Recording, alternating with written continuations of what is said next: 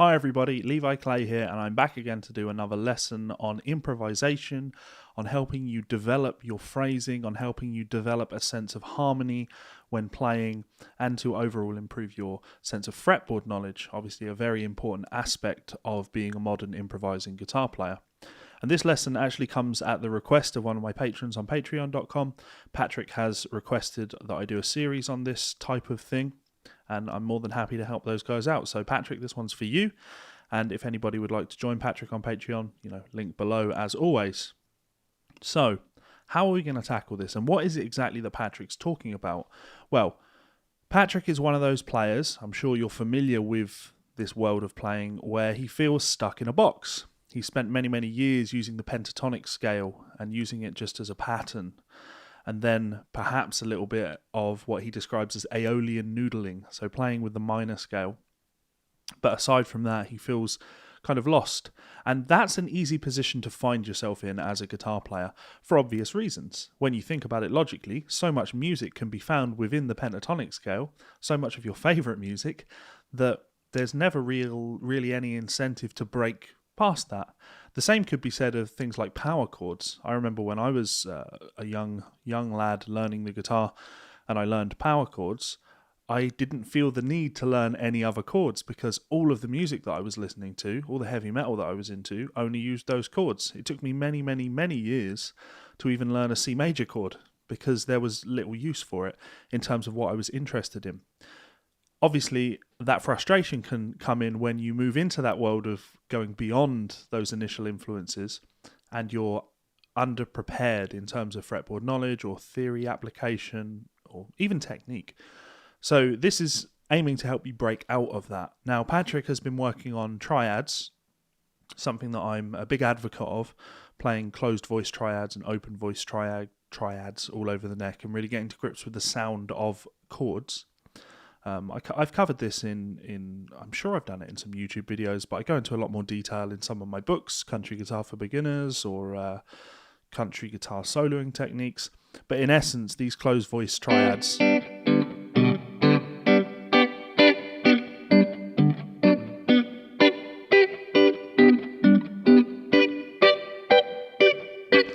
those are all of your closed voice triads as they appear on the neck. There aren't any others. And when you learn those, they very clearly fit around these bigger bar chords. Now, some of you might refer to this as the cage system. This isn't a video being dogmatic about cage. Not the point. It's not about how you choose to finger your scales or visualize your scales. I recently shot a video with Martin Miller where we talk about this very subject. And he and I have never been a kind of you need to learn caged. He and I have always been you need to be concerned with harmony. And it doesn't matter what system you use for improvisation or for playing. You can use a 3-note per string system, the 4-note per string system. You can play a 2-string guitar tuned in sevenths. It doesn't matter. As long as everything you play, there's this underlying sense of harmony and the importance of harmony. So when I play this note, it's not just a note. I know that this note is a strong note over G because it's the third, and I'll target that in melodies.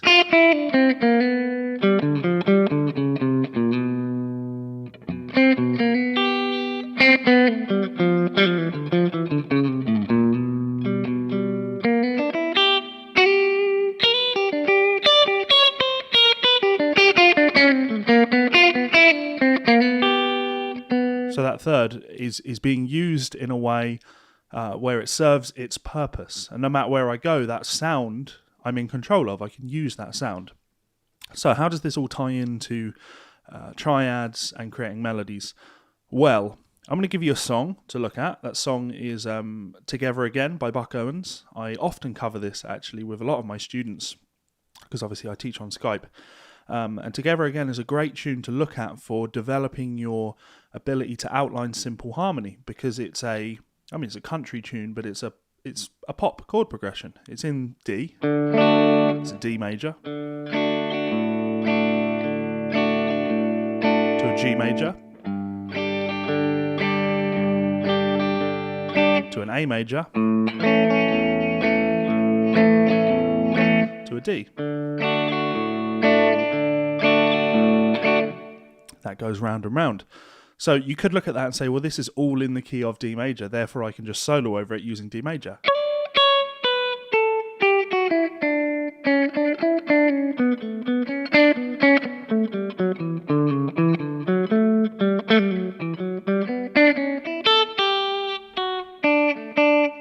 But when I do that, you can, well, hopefully you appreciate that that kind of sounds a little bit meandery. It's like I'm wandering around the neck looking for a melody.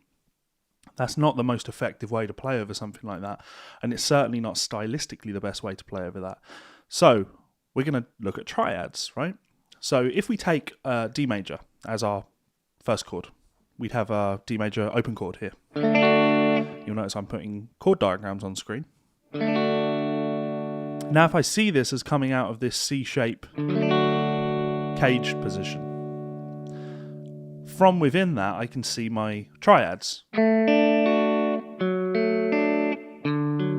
And even they will exist within that. Now when I take this triad, I could use this to make a melody. Very simple melody.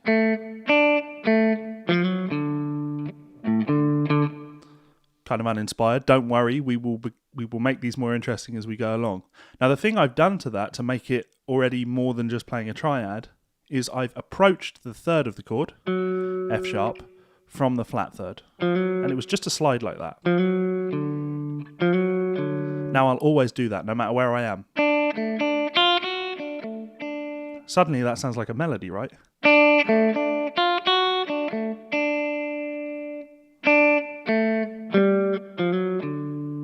That minor third. Now this isn't major scale harmony. That doesn't exist in the major scale. And from playing, you know, just scale fingerings, you're never going to appreciate those notes, where they are and why you should play them.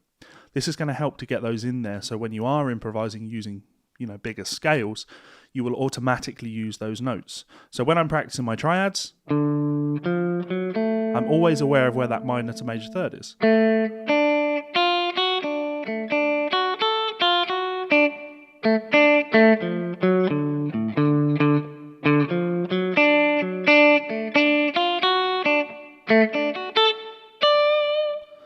So that would be around our C shape.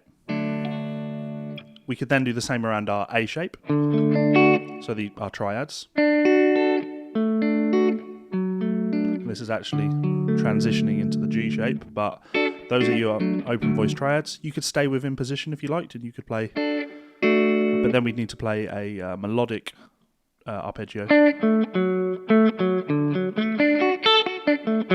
to stick around that chord form. Again, doesn't matter. It doesn't matter what system you use for this.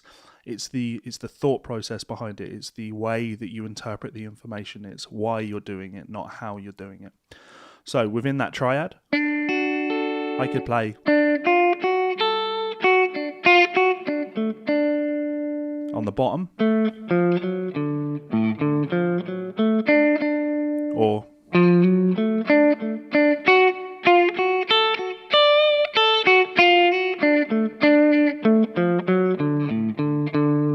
so again, not the most inspired melodies, but they sound like a D. They sound like a D major chord. And then finally we'd be up in our E shape. And my melodies.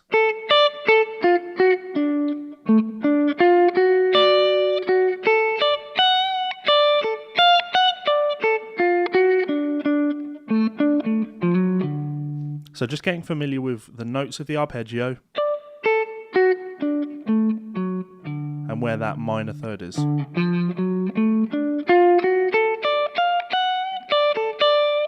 So that's helping us to sound like the chord. Now, here's where things become a little bit more tricky, a little bit more challenging, and a little bit more rewarding. So what I'm going to do is I'm going to play over that chord progression now. D, G, A, and D. But I'm going to use the triad of each chord. So as an example, I might start here and practice this around the 5th fret area of the guitar. So my D triad will be here. My G triad will be here, and my A triad will be here. And around each of those, here's my D, here's my G,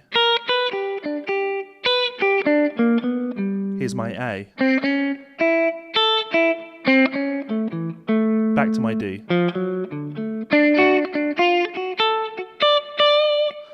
Now that sounds like the chord progression, and if I try and play something a little bit more melodic, I mean, it's tricky to play something truly melodic using just this because it's such a limited note pool. When I was doing that there, I wanted to play other notes because I'm hearing melodies and wanting to play them, but it is good to restrict yourself and practice like this.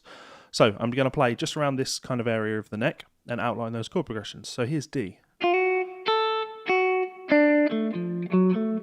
Here's G. Here's my A. Back to my D. One more time, D. Here's my, what's the next chord? G, but I'll play it here now at the 3rd fret. So I played an extra note. Here's my A. I might play.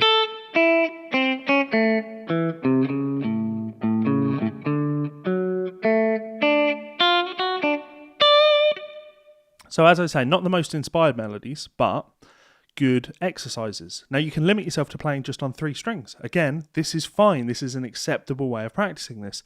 If I do it up here at the 10th fret on the guitar, and I'll just stay on the top 3 strings. D, G, A,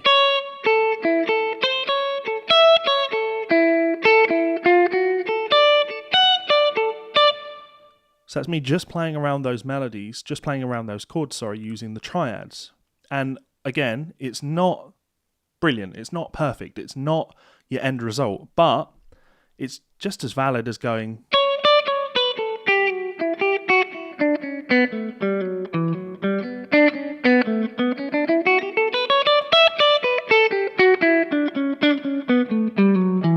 just playing around using scales and wondering why it doesn't sound like the chord progression. At least using these triads, it sounds like the chord progression. And there's nothing to stop you combining those two things, of course. I could play the D major scale and then over my G and then A.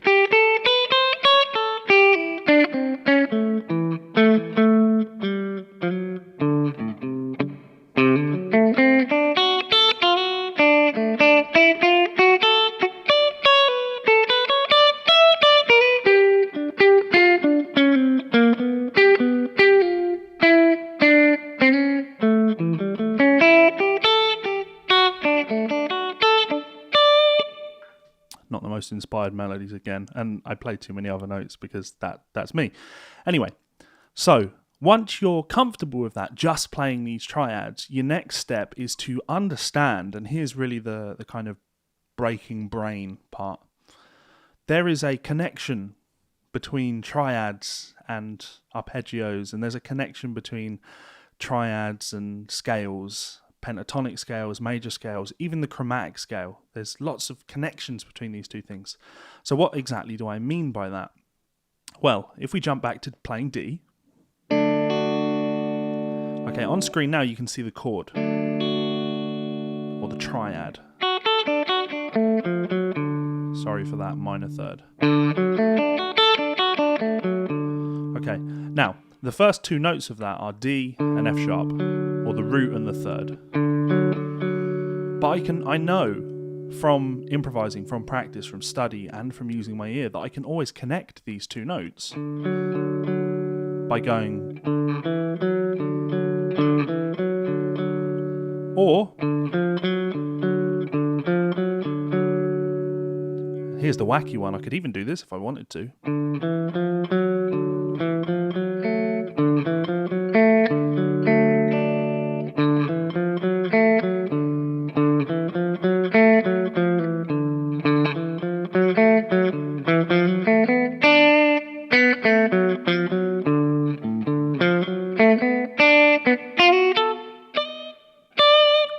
really don't look down. So what have I done there? I've taken the root and the major third, and I've connected them with what you could call a scale tone, the second. Okay, what next? Well, what I'm going to work from is a major pentatonic framework. So I'm going to turn my triad into a major pentatonic scale. And the major pentatonic scale is the root, the second, the third, the fifth, and the sixth. So root 1, 2, 3, 5, and 6. So I've taken care of my 2. Great. Next comes the fifth. Well, that's in my triad. Now I need to play the sixth. So I'm going to use that sixth as a way of connecting the fifth up to the root. So now I have this. So I do that minor to major third thing. It's habit. It's called making music, not playing from a book, not reading or copying or playing something sterile, making music. So my triad, one more time. And then connecting that. Should probably not hold those 2 notes. Triad and scale. Now, of course, you can take that to its next logical step. A major pentatonic scale becomes a major scale very easily.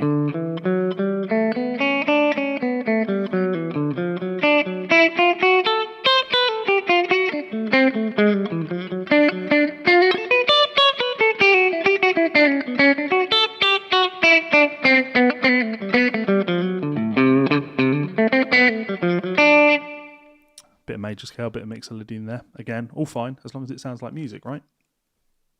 So, don't worry too much about the major scale, because for a style of music like this, the major pentatonic scale works just fine. And actually, you've also addressed the country scale. The country scale. Country scale being that major pentatonic scale. 1, 2, 3, 4. 1, 2. It's hard to play and say that stuff. 1, 2, 3, 5, 6, and 1. Well, when you put that minor third in there, 1, 2, flat 3, 3, 5, 6, 1. Now you're playing the country scale. You will have heard this lick. That's, the country cliche. I talk about that a hell of a lot in all of my books, the country cliche.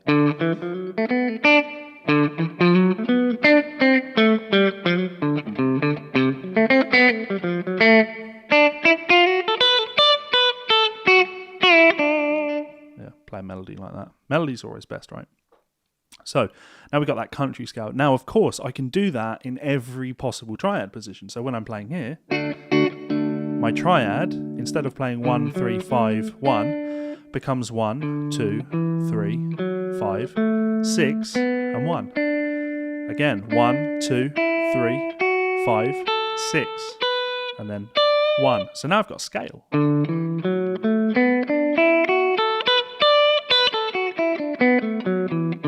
Now all I'm seeing is this. Of course I can see my minor third.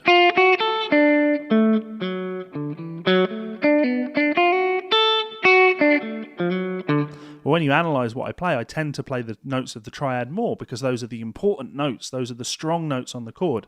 Whereas the other notes, the scalar notes, these are just colour. These are what I use to create a sense of contour, a sense of melodic connection. As I say, connecting the root to the third, or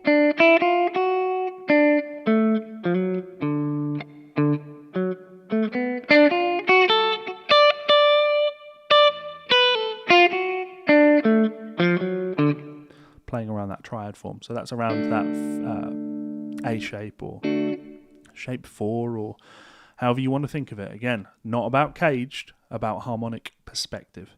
And then finally, around that final triad place, again, I can connect all of these notes. If I start here, we play 1, 3, 5, and 1 becomes 1, 2, 3, 5, 6, and 1. Again, here, I'm playing the root. So instead of 1 and 3, I play 1, 2, and 3. 3, 5, 6, and then 1. Now you could think of this as a pattern, as something that you remember. Fine, do that. Don't forget that minor third.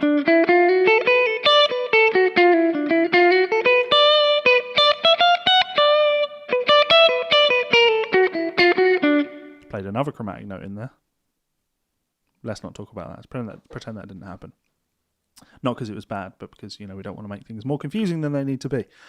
So that's 3 triad positions, and I have essentially taken triads and then fleshed them out with other notes, with other melodic notes that are going to give me more to play with.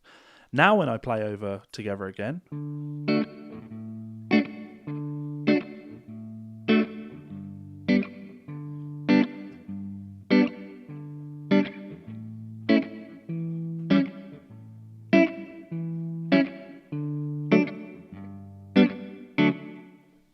I'm going to sound a lot more like that chord progression because I'm not just playing one generic homogeneous scale over the entire thing. I'm aiming to play something that sounds interesting.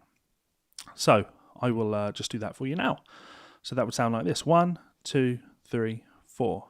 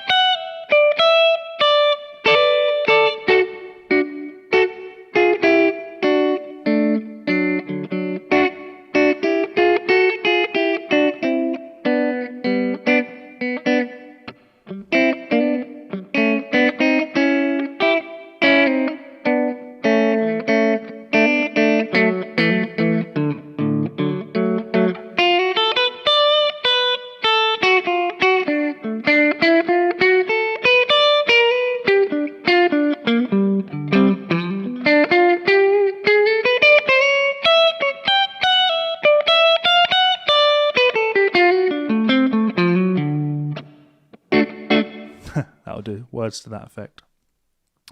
So, and again, good notes, bad notes, it's all fine. The point is, that was improvisation. I didn't know what was going to happen before I did it, and if you ask me to play it again now, I can't. It's gone, it's happened, and that's fine. But it definitely sounded a lot stronger, a lot more engaging than me just playing.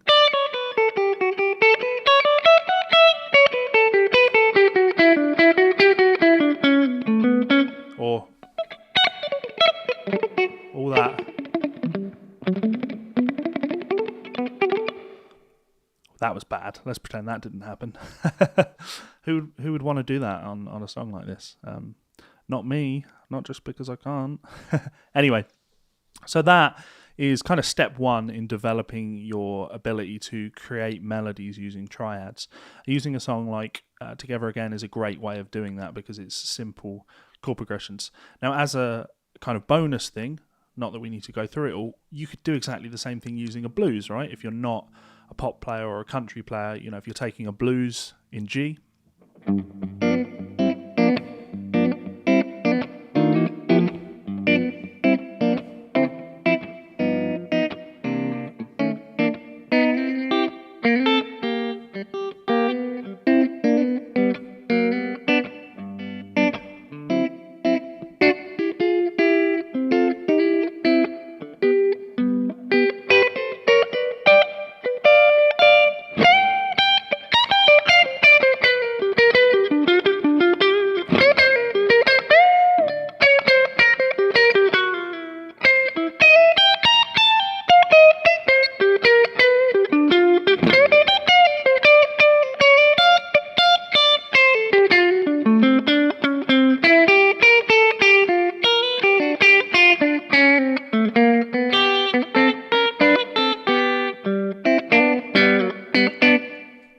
words to that effect. Now, when I'm doing that, what I was aiming to do there was to just think in my normal kind of what I describe as blues, doctor blues or lawyer rock, doctor rock, lawyer blues.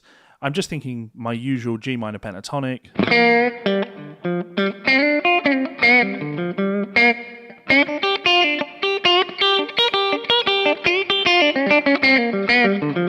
that kind of stuff.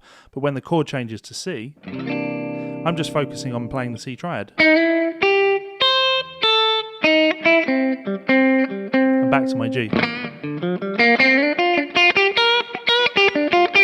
Now that's going to help you sound a lot more like the chord progression, right?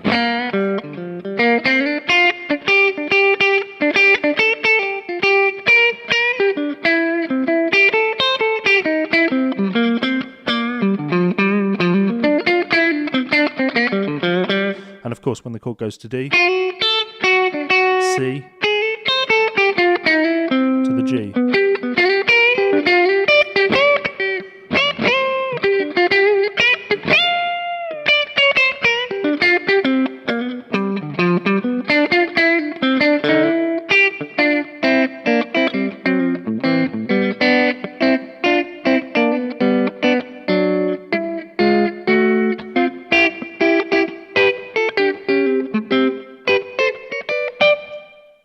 Cool, there we go. So lots of playing.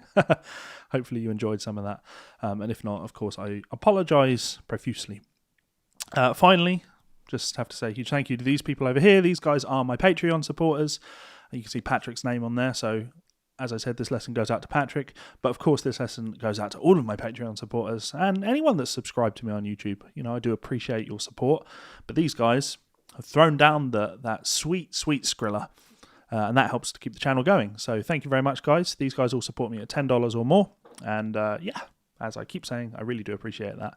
It means that I can take time off on Christmas Eve, like now, take time off from all the transcribing and all the other stuff and spend a day making videos for you good people. So hopefully you all enjoy it. And yeah, you have these people to thank for that. So thank you very much, guys. If you would like to join those excellent people over on patreon.com, you can do so by clicking this button up here. Supporting me for as little as $1 gets you access to my private patron-only Facebook group. Lots of cool stuff happening in there. And that sweet, sweet Christmassy feeling knowing that you are helping Levi Clay out to make more videos. You can also subscribe by clicking this wee button down here, and you will find 2 more of my videos here and here. Of course, you can always check out my books. That also helps. So, much love. Thanks for all the support, guys, and I will see you for another video soon. Laters.